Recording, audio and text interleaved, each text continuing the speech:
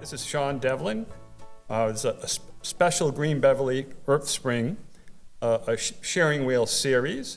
And today we have special guest, Patricia Maria Tenehiro and Julia Law from Green Beverly. Hi, guys. Hello. Hi, hello. Thank you, Sean, and thank you, Julia. I am super excited to be here today. And as you mentioned, I am an artist and a gardener and a local artist. And my work is driven by this deep curiosity that I have about soil. And soil as this living social entity that shapes the way we live. So perhaps today I can share some of my work. And I would like to start maybe with what is kind of like the umbrella motivation on how I see soil and why it is so important. Because what I think it's very, very important is that we must rethink soil. Soil is the skin of the earth, is where all life happens. Soil is a living, sensual, relational web that decomposes animals, bacteria, fungi, humans, pollution, water, and the atmosphere. Soil influences every aspect of our lives, from art to politics to science, and is often overlooked. So what I propose is, and this is a study that I've done for my academic writing and the work that I do when I am not making art, and I propose a concept that is becoming soil. And you were probably thinking, what is becoming soil? Of course, we're going to decompose and die and rotten and then become soil. We're all becoming soil eventually. Yeah. Eventually. But I think what I'm proposing with becoming soil is a little more than that. And what I am asking is that we explore different ways of engaging with soil and its transformative processes. So thinking about soil not as a resource that we can extract and take away what we need from it, but rather as this living social entity that is where we can create more life that will sustain us all. Social entity, that's very evocative. Yeah, I think it's a social entity because as we can probably think that soil has different elements. You know, soil, the first soil was formed millions of years ago when plants emerge and they start kind of eating up at rock and they create the primate soil. But over the centuries and over the millennia, I'm going to say it over the millennia, soil has also become something that we humans can do as we engage with it in ways that we add life and fertilization. So in that sense, soil is always alive. And it's a living being because living soil has many small populations of wonderful bacteria and fungi and living things that make actually that plant grow in the best ways. So there's a very important distinction that this concept of becoming soil proposes is that there's soil and there's dirt. And dirt is what is devoid of the life. Dirt is what flies away in form of dust or when you step and it's dead. But soil is actually a living being. Mm-hmm. So I have a question. You mentioned becoming soil. Is that an art project or is that something else? Well, becoming soil is, thank you for asking that. Becoming soil, what I want to think of becoming soil is kind of a concept and in a way a structure for thinking. So it's a concept that provides different points of entry into soil and also gives a practice with soil. So it's a different way of thinking about soil. And in the sense, like you said, you know, we're all going to die and decompose, yes.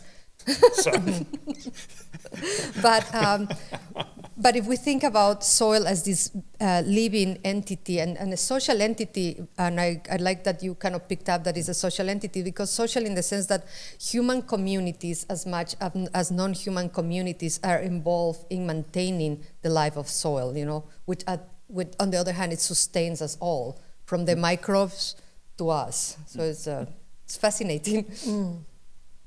And I know you're an artist, and so I know we're talking somewhat about art as well today.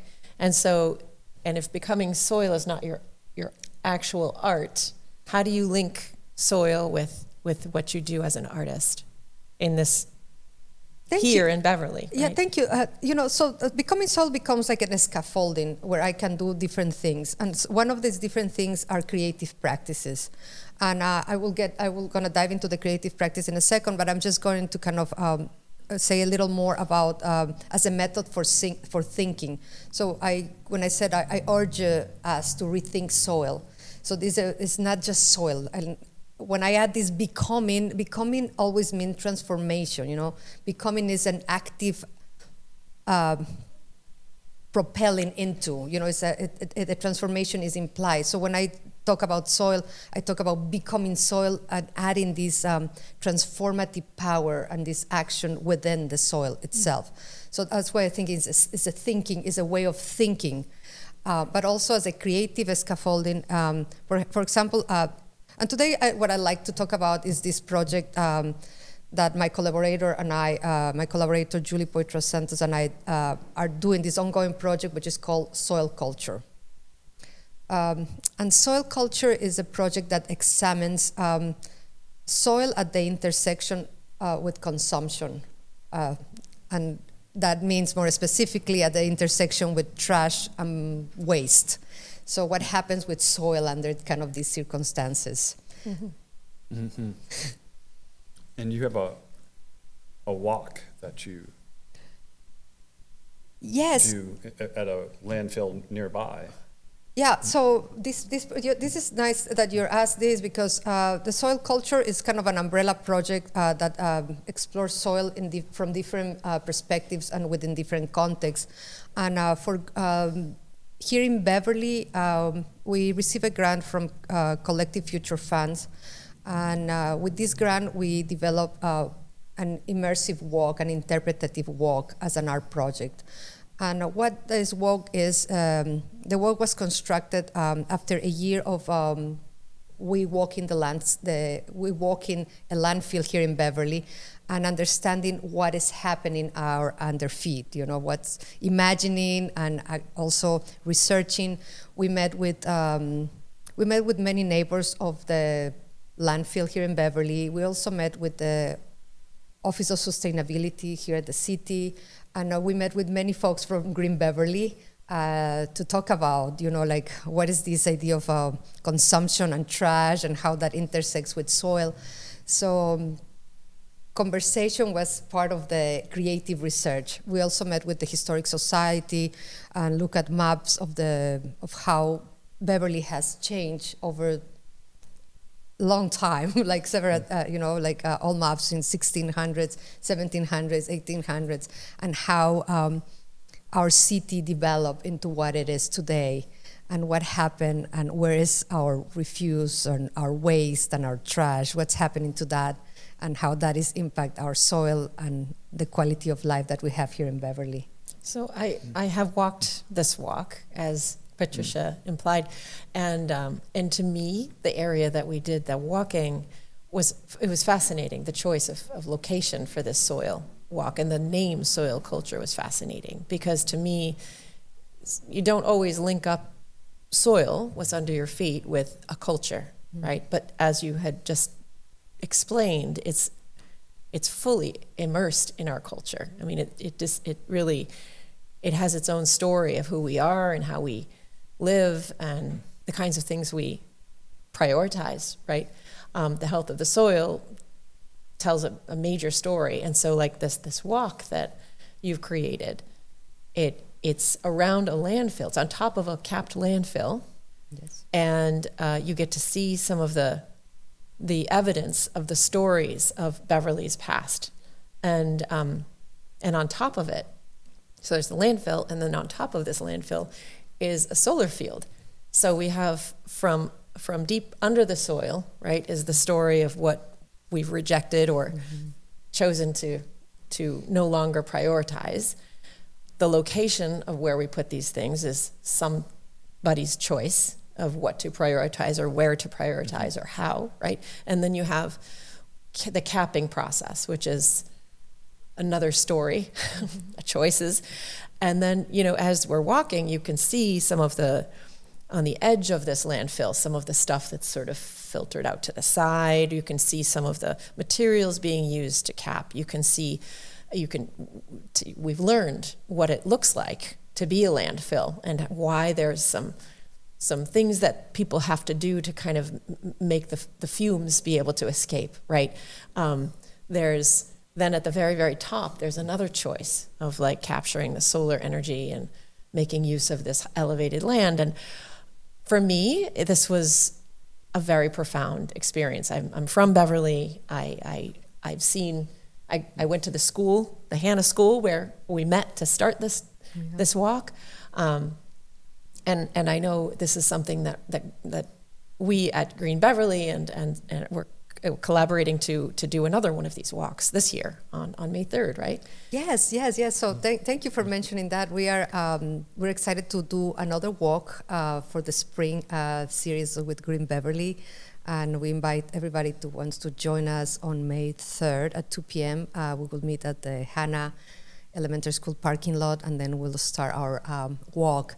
And thank you, Julia, for those comments that you have. So I mentioned the word interpretative walk, and why is interpretative? So what are we interpreting in the landscape? As I mentioned before, over the past year, Julia and I, we walked the landfill with several people at different times, and some were experts on botany and some ecology and some different fields of the science, but also people that are long-time neighbors of the landfill and dog walkers. And then we kind of collected some of their stories that are part of these maps. So as we focus on what is under our feet, the trash and the waste, we also focus on some of the stories that make our community, that sometimes are also hidden and forgotten. So by revealing this hidden infrastructure of the landfill, we want to reveal some of the stories of the people that live in our community and the stories that weave who we are as Beverlyans. And also, you know, explores a little bit more what happens with trash in the North Shore, in Essex County, and kind of beyond for the state of Massachusetts. So, yeah, thank you. It's interesting how a dump could be a portal into history. You know, that's fascinating. I hadn't thought about it in that way. And also, like soil as being almost like a multi-dimensional painting in a way, because it always seems to be kind of moving and, I don't know, growing. And yeah, this is what's so much fun about doing a podcast and having you on is open up my eyes, and then also maybe the viewer as well. I'm sure in this case will open up their eyes. Yeah, so I had just a question. How did you, Patricia and Julia, cross paths? Well, we actually are longtime friends. We met at graduate school when we did graduate school in Boulder, Colorado. Wow.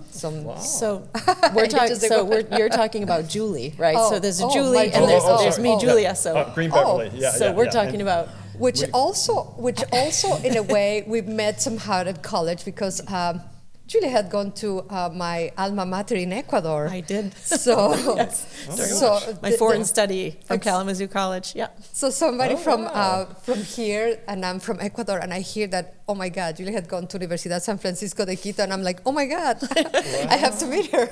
So we met, and we spoke Spanish, and we talked about Quito, and so it was very. But we met wonderful. at the Beverly Y. Yes, we just have a shared history, but yeah. We have a shared history, but it's true. We met at exercising at the Beverly Y, which is such a great community place that we kind of that we have here in Beverly.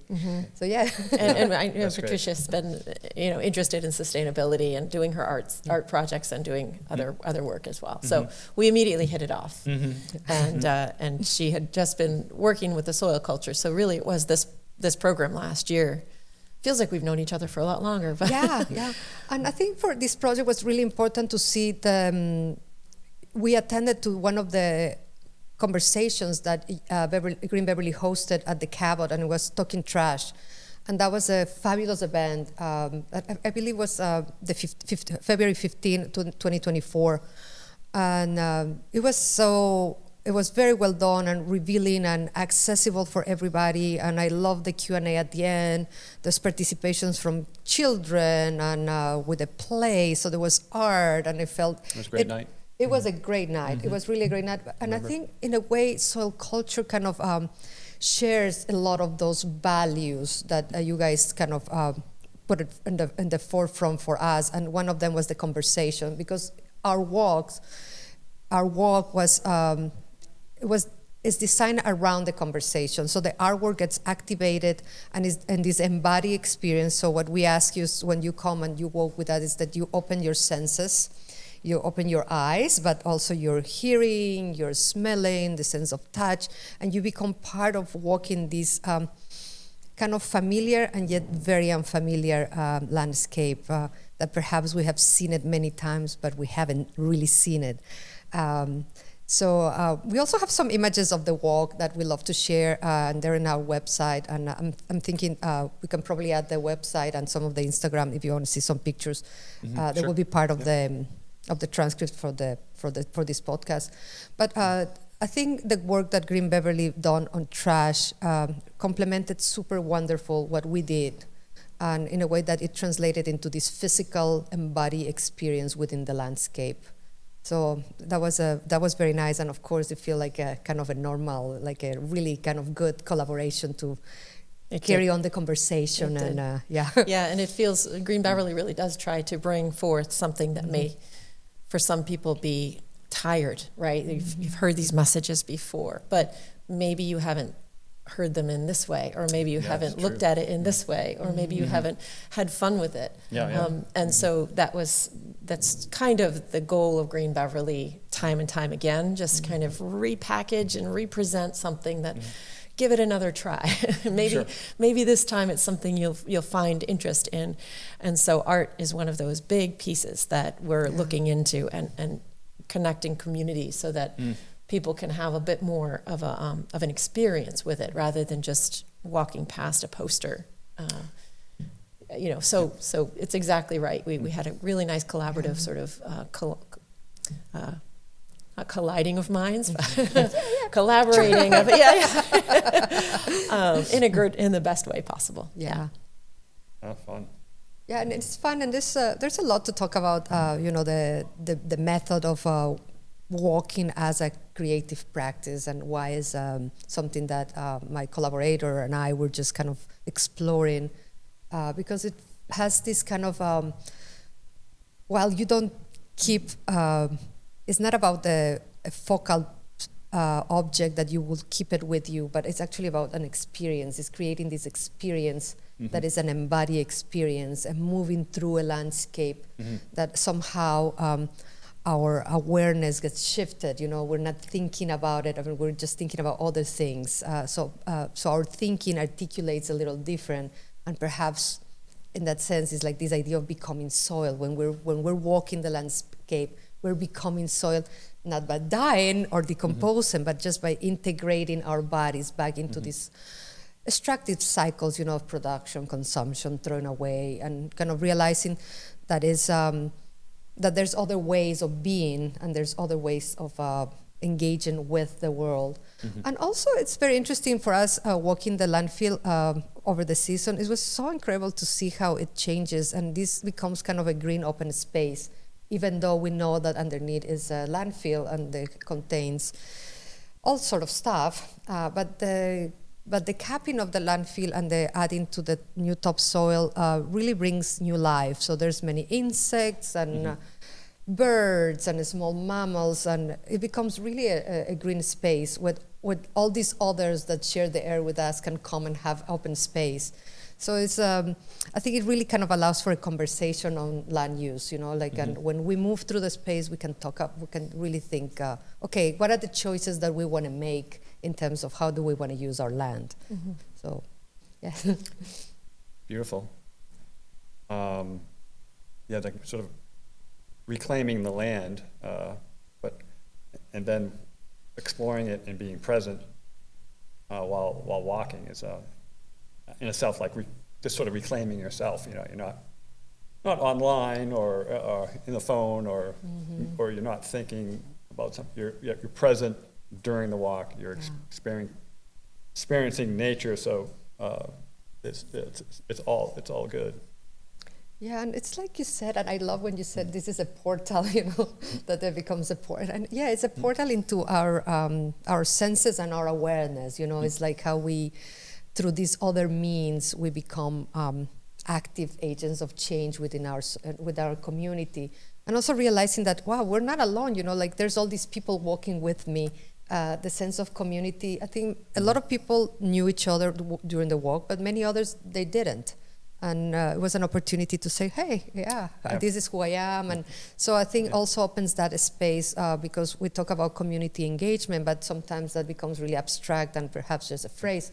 But through walking and through this slow movement within the landscape, the possibility of really engaging in community becomes real, you know, and you talk with other people. And I mean, as an example of that, when we did our walk, there were probably 20 people there, and we walked around, and you know, some people get involved more in one way or another way, however it is you learn physically or emotionally.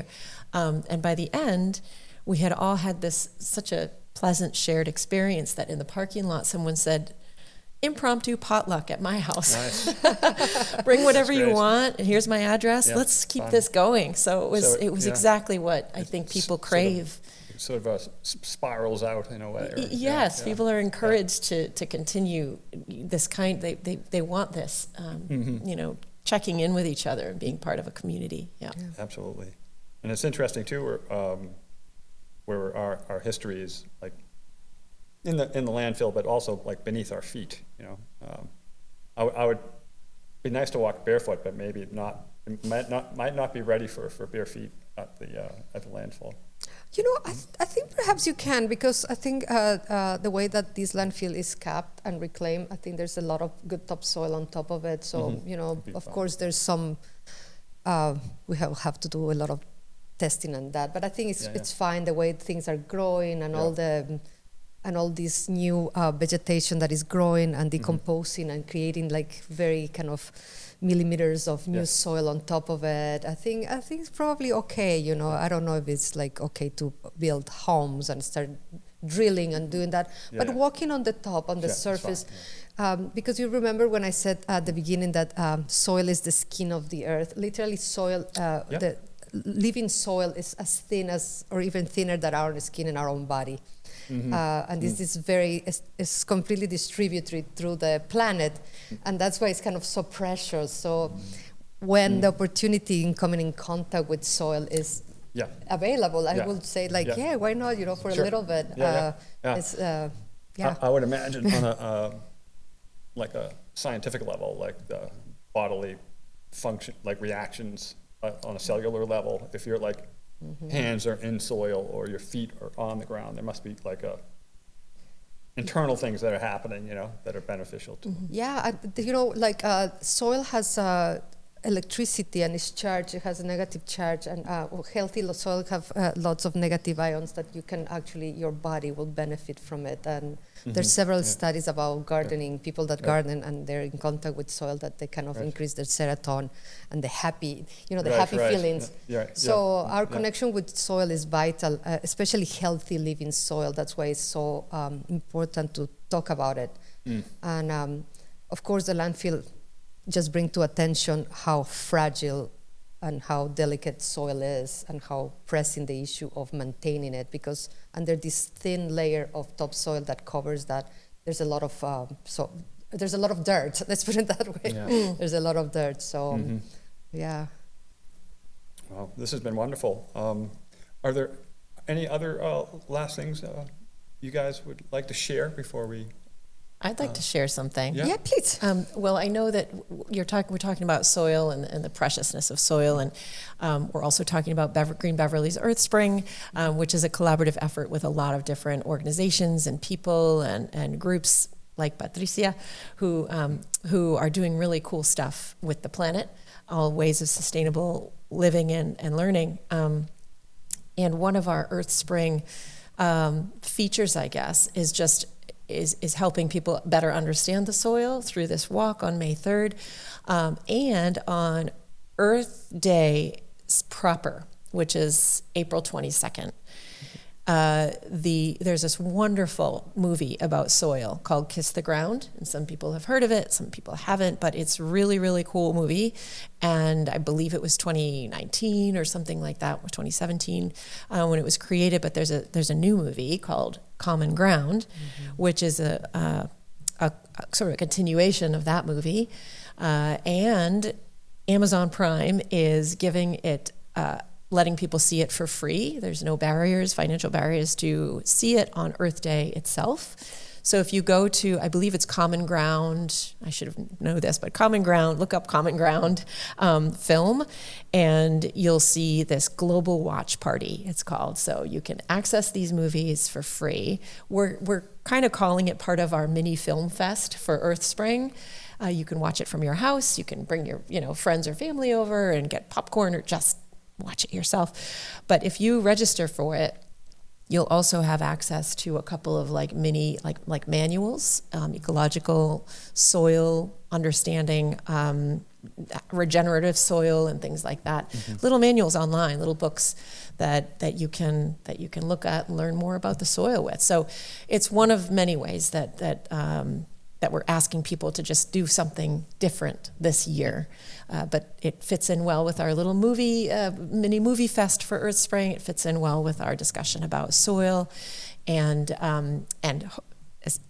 that's what they say, that there's no barriers to access if we really want to see these movies. So bring some friends over and watch that. And just once again, the walk is... The walk is going to be May 3rd, May 3rd. at 2 p.m. And then we will meet at the Han Elementary School parking lot. And then we are also going to post a little bit of this announcement on our website, which is soilculture.art. And I think Green Beverly also has the walk listed in their calendar, so make sure you check their website. And Julie Poitras Santo is my collaborator within the project, and her Instagram is Julie Poitras Santos, and my Instagram is MP Tinajero, and we're also going to post about the event. So we're going to try to make it, to publicize, and hopefully we have a lot of people to come and join us in this conversation. It's happening, rain or shine. It's and happening, so rain or just shine, just yes. come, Yes. come and Ready. and be ready. And you don't have to register. It will happen no matter what. Yes. Maria, Patricia, and Julie, and I, and a few people we know will be there. Yes. But the more the merrier. Yes. Awesome. Well, I'll be there. Thank you. Yeah. Wow, that'll be exciting. Thanks, one more. Yes. Well, thank you so much. That's great. Patricia and Julia, Green Beverly. My pleasure. And it's what I love about the podcast and this new building, that new studio. Thanks, is that BevCam. it really opens up the world, and my world, and so I'm grateful. No, Thank you. thank you for having me here. Thank you, Julia. Thank you, Sean. This is amazing. And thank you, Beverly Webcam. This looks fantastic. And it's such a great addition for our downtown Beverly. Oh, so bravo. absolutely. We love it. Yes. Well, thanks, everyone. And this has been Green Beverly with the Sharing Wheel. Thank you.